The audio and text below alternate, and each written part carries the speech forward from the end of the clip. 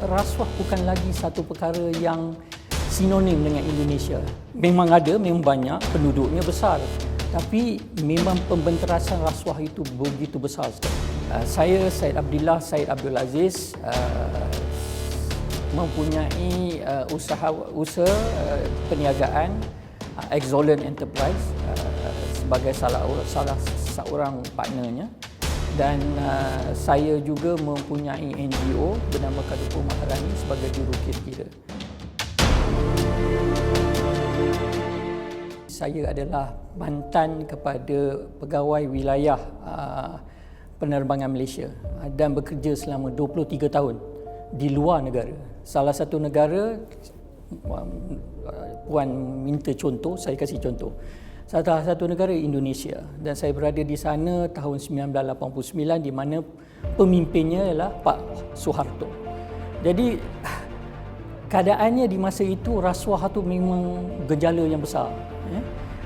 Sinonimnya kalau kita tanya pada pemimpin, dia kata oh gajinya rendah tapi rezekinya lumayan. Semuanya bisa diatur. Ini benda-benda yang biasa kita dengar di Indonesia.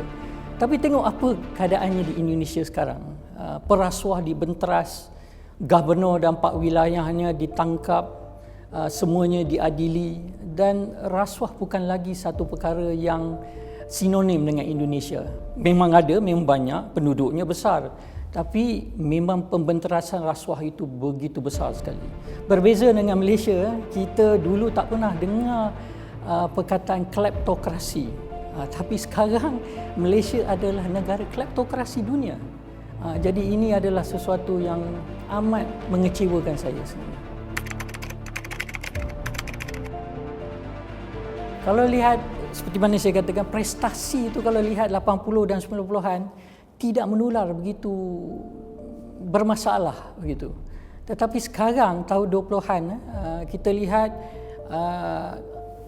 Puan segi touch base on politik, dan saya tidak bercerita sebagai bipartisan, tidak bercerita parti politik yang mana, penerimaan jawatan selain daripada wang itu juga rasuah.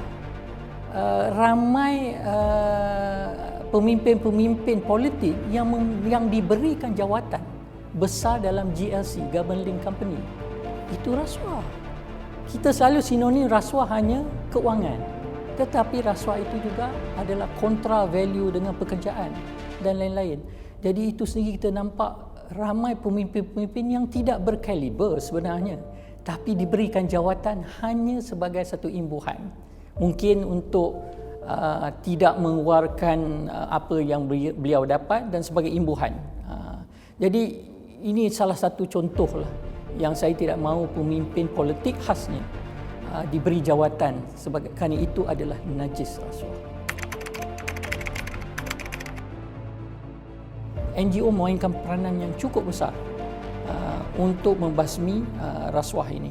Rakyat Malaysia sekarang agak lesu dengan politik, kerana hala tuju politik tak kira di mana anda berada, pemerintah atau pembangkang, lebih macam menonjolkan kepada kepentingan parti politik itu sendiri.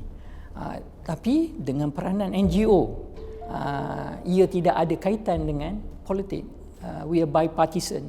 Di situlah peranan NGO yang amat besar untuk mendidik penduduk dan rakyat Malaysia untuk bersama-sama membasmi gejala rasuah itu.